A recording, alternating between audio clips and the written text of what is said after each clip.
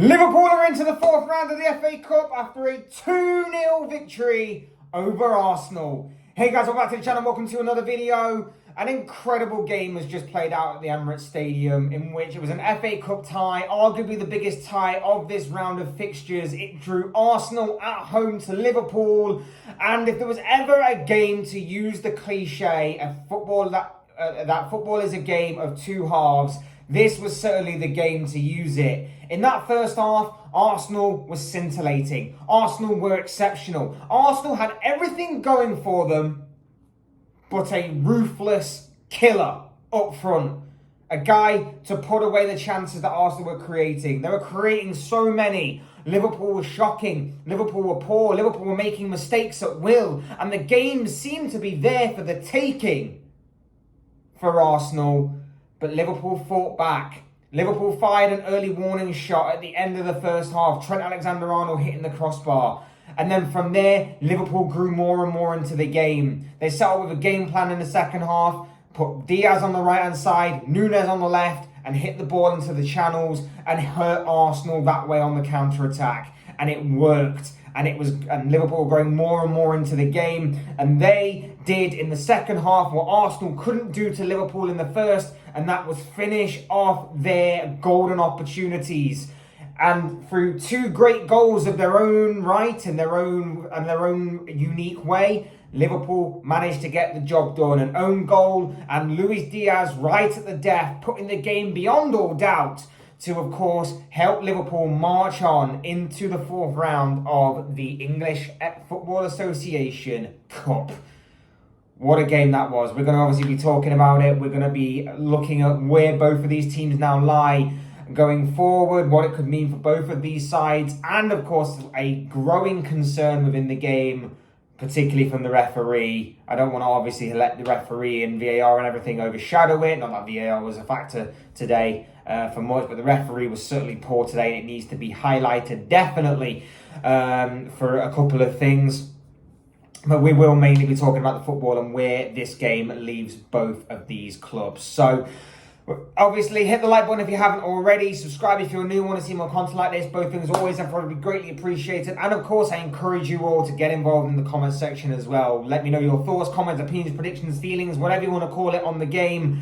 Let me know all of that good stuff down below. I'm sure it'll all make for interesting, great reading. But for now, let's get into the video. Let's talk Arsenal. Let's talk Liverpool. Let's talk that incredible FA Cup third round draw that was. That obviously saw Liverpool win and beat Arsenal at the Emirates Stadium by 2-0.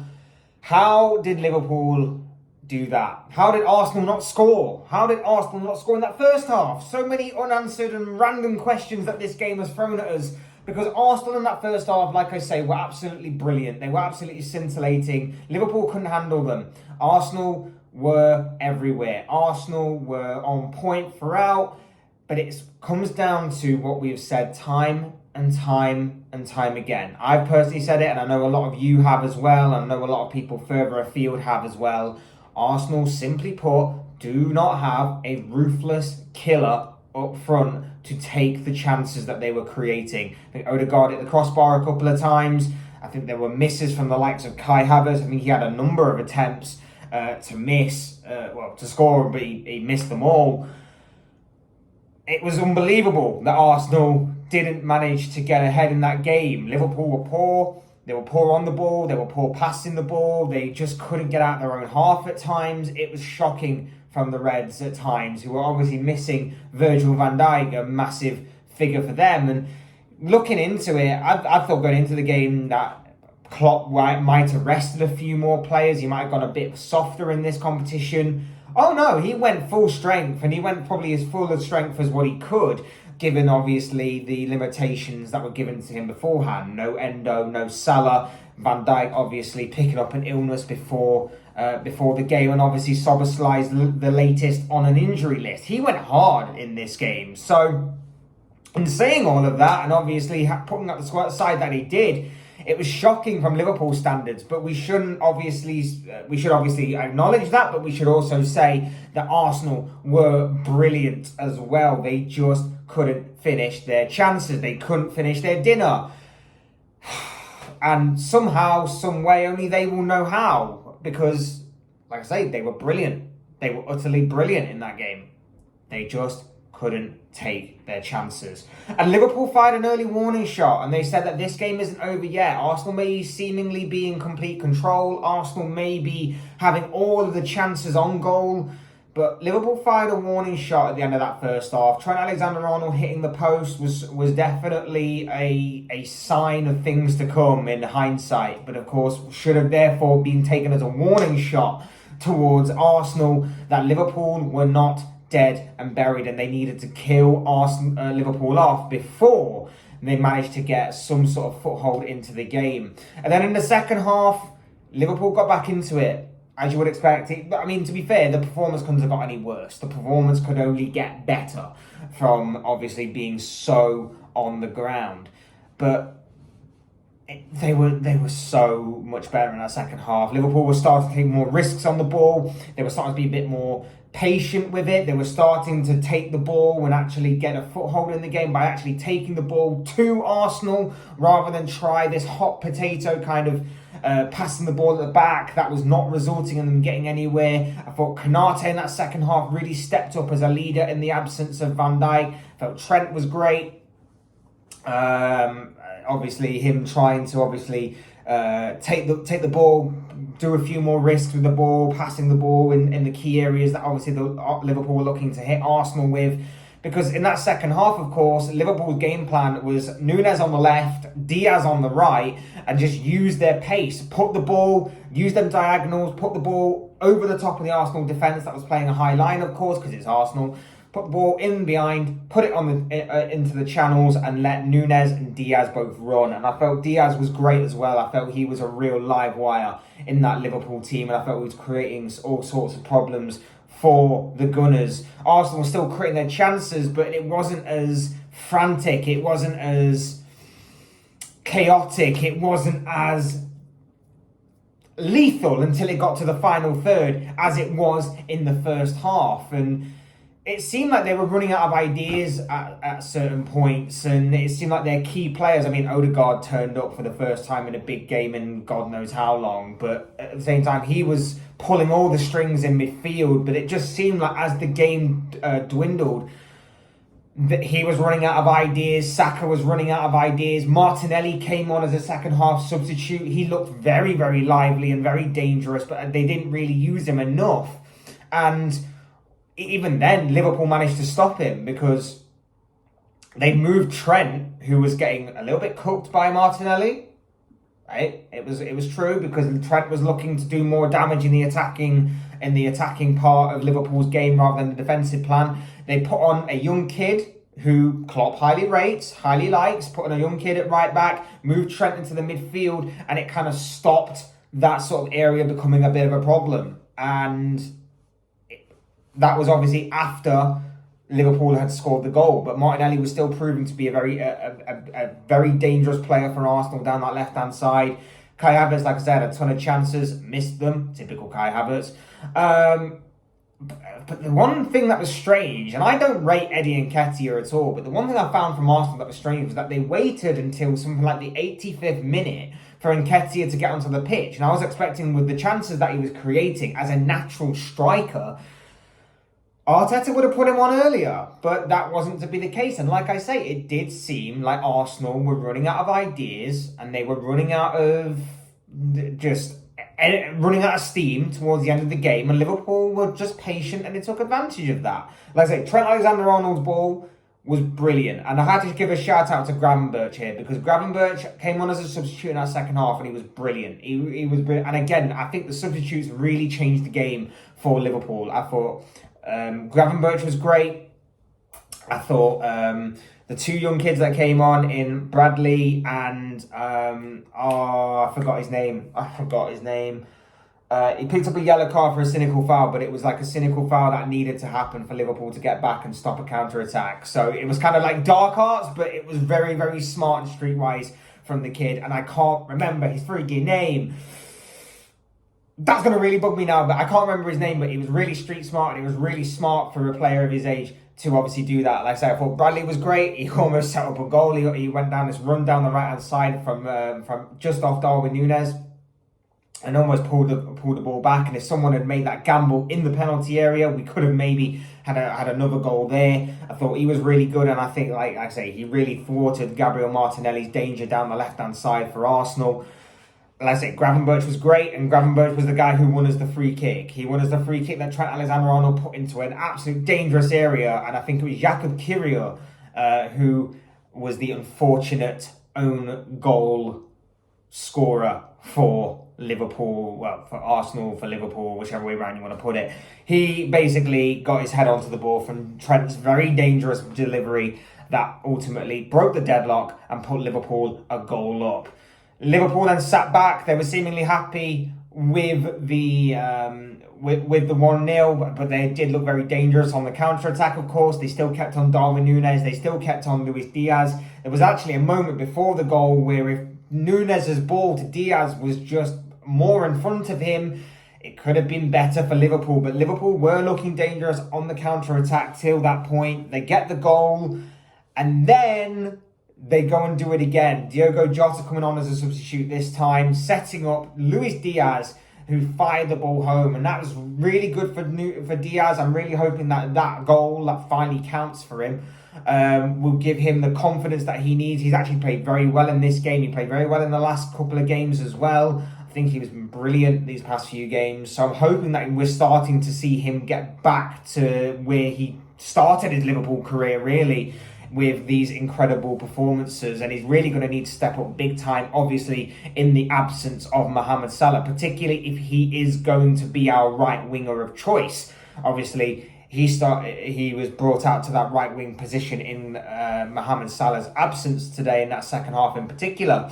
So if that is to be his position going forward, then it's going to be very interesting to see how he does on that particular side. But very interested to see how well he does. I'm hoping that goal will give him a big shot of confidence that he needs. He played very well today, played very well in the last couple of games as well. So fingers crossed, Diaz is finding his form.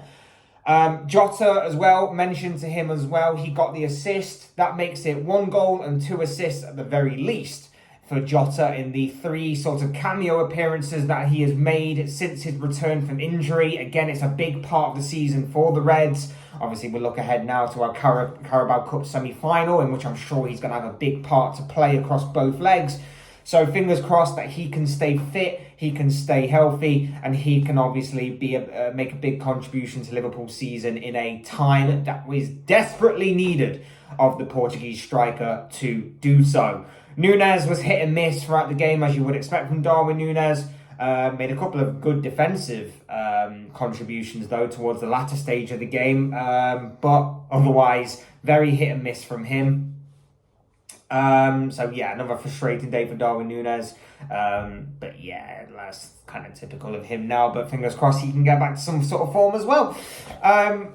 But yeah, massive. It's a massive win for Liverpool. It'll be big for those players, specifically the ones that I mentioned. I thought Harvey Elliott was decent as well. Shout out to him. Like I said, Konate was solid. Kwanzaa was pretty solid as well for the most part. Gomez was hit and miss, but I think later the game went on, the stronger that he got. Like I say, it wasn't the best of Liverpool performances, let's put it that way. It wasn't the best, particularly that first half, but the second half, they grew into it, they grew more into it, and they're going to take and the whole team's going to take big confidence and a big mentality change from this game as well. You win a game like this where you're under the cosh for so much and for so long, and then to come out of it in the second half, still with a chance, and go for it in that second half. Throw a bit more caution to the wind, but be a bit more reserved and a bit more in control of the game. They'll take a lot of confidence from that. Not only did they beat Arsenal, and this wasn't a weakened Arsenal side. This wasn't a rotated Arsenal side. This was a strong Arsenal side. They beat the Arsenal side. They keep a clean sheet in the absence of their captain, their leader, Virgil van Dijk. They have no Szoboszlai, like I say, no Endo. McAllister's just got back from injury. Harvey Elliott's been a substitute player for the most part this season. Gakpo, I didn't even mention Gakpo. Gakpo's obviously been in and out. A few of these players have been somewhat in and out. You throw two kids on at the end to see out the game.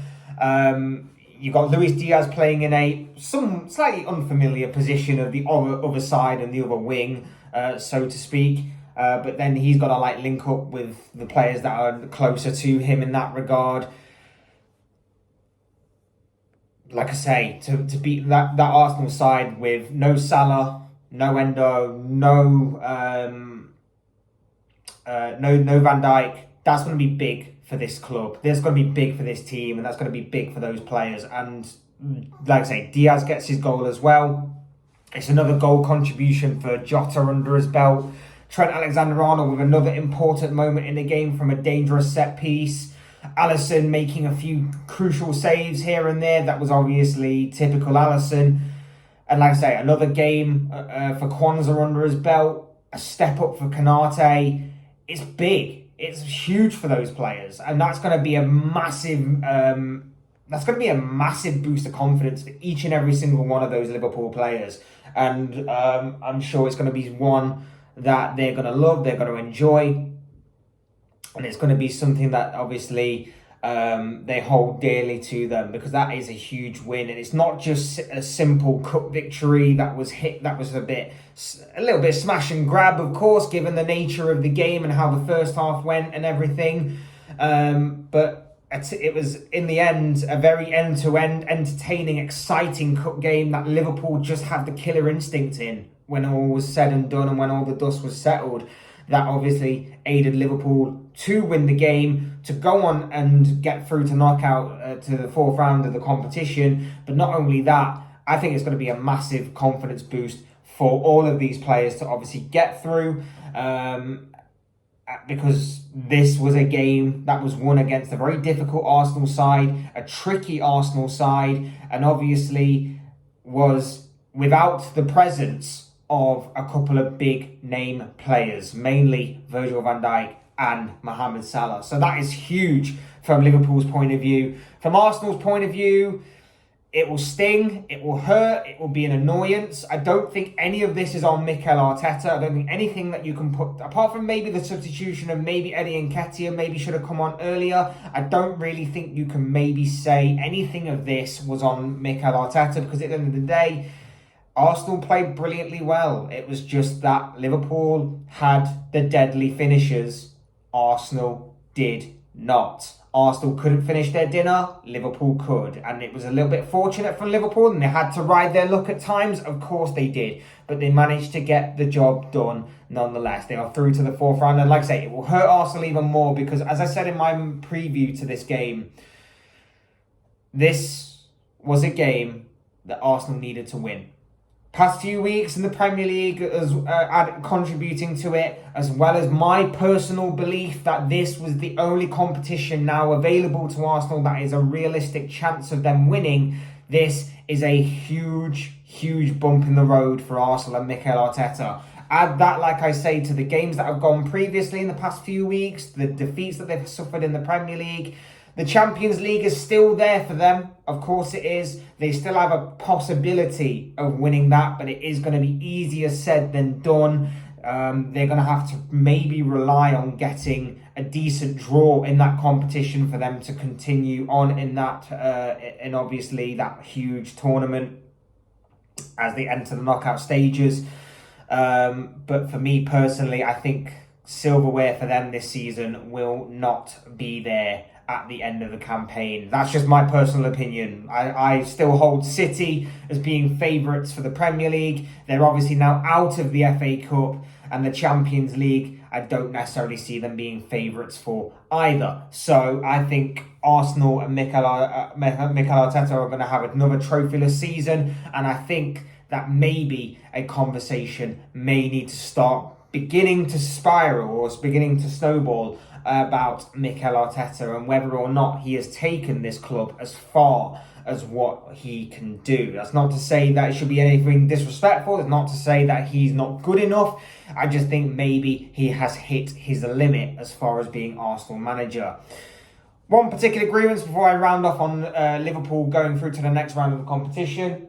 The referee today, shocking, poor.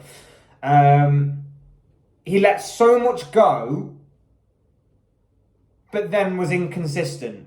He let so much go. Like, there could have been several bookings in this game, more so than what there actually was. I think McAllister could have got booked. I think Konate probably could have got booked earlier as well.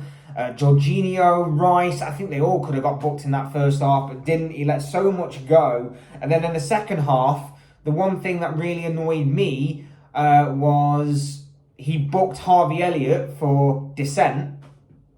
Harvey Elliott produced a foul. He wasn't happy with it. He threw his arms up. He challenged the referee verbally. And he was given a yellow card. Now, I've got no problem with that if that was with that, because obviously that is under the dissent law. But Odegaard, to my recollection, argued with the referee 2, 3, maybe 4 times in that game. In fact, the only reason why not the only reason, of course, but one of the major reasons why I was extremely happy, even happier so, why that free kick went in, was because the person who gave it away was Martin Odegaard, who was throwing his arms up and yelling and screaming and having a go at the ref. That Odegaard did not get booked at all. So again, it's another prime example of this dissent law that the referees and the PGMOL and everything have brought into play this season that has been dished out inconsistently yet again. So it's only a minor rant about that. It is an annoyance. It's frustrating, but yet Odegaard did not get booked for any kind of dissent whatsoever in the game, and he really, really should have done. The fact that he wasn't is very strange to me. When obviously it only took Harvey Elliott to get foul to produce one foul, not be happy with it, for the yellow card to come swiftly out of his pocket. So yeah, annoyance. It was weird. It was random. But it was one hell of a game. And like I say, Liverpool rode their luck at times. Of course they did. But they got the job done when it mattered most. And they proved that they have the much more deadlier finishers than what Arsenal have. For Arsenal going forward, like I say, silverware-wise, there might need to be a conversation about Mikel Arteta from that, because I don't think they're going to win the Premier League. I don't think they're going to win the Champions League. So there might have to be a conversation come the end of the season in regards to Mikel Arteta, unless he manages to pull the rabbit out of the hat on one or both of them competitions. Then I'll obviously hold my hands up and say that I was wrong. But I think that Arsenal will be trophyless at the end of the season. Again, I could be wrong. Probably am going to be wrong. Maybe. Probably not. Don't know. We'll wait and see on that one. But for me, if they're not in the market tomorrow for a striker, a clinical striker, there's something definitely wrong with that club. Because, Jesus Christ, if you wanted to show them 90 minutes of what they needed most, and the Arsenal board was sat there watching it and going, I'm not quite sure what you're trying to tell me here. Something is definitely wrong with that club. They need to get a striker. They need to get a clinical, prolific striker that can take some of those chances, because Jesus Christ, there was so many, and Kai Havertz isn't that guy. But on Liverpool, they rode their luck, but they got the job done. An own goal and Luis Diaz firing Liverpool into the 4th round of the FA Cup. Should be an interesting one from this point forward. Could be very interesting to see who, obviously, I don't know if the 4th round has been drawn yet. It might be drawn tomorrow. Get your predictions in who you think Liverpool will get, if it obviously hasn't been given. It won't be long before we get City or Chelsea, I imagine. Either that or they're probably saving Chelsea towards the end, towards the final, as they usually do. Weird. Anyway, I'm rambling now. Let Liverpool go into the 4th round of the competition. Brilliant performance from them. And that's all she wrote on that one. These, of course, have just been the thoughts, comments, opinions, predictions, feelings of this guy. I want to know what you guys think. What do you make of the game today? What do you make of the FA Cup as a whole? What do you make of Arsenal? What do you make of Liverpool and everything else in between? Get in touch down below in the comments section. Show your thoughts, comments, opinions, predictions, feelings, whatever you want to call it. Will make for great and interesting reading, I'm sure. Otherwise, hit the like button on the way out. If you enjoyed the video, subscribe if you're new and want to see more content like this. Both things are always very greatly appreciated. And as always, thank you all so much for watching and listening. I've been Fletch. This has been another Fletch Talks video. And I'll see you and speak to you all again soon in another video or live stream or whatever it may be. Cheers, guys. Thanks everyone for watching. Take care. Come on, Liverpool. Through to the fourth round in the FA Cup. I'm buzzing about that win because that was big for so many reasons. Whew, I'm happy now. I'm very happy. So chill, and I'll talk to you again very soon, I'm sure. Peace out. Take care.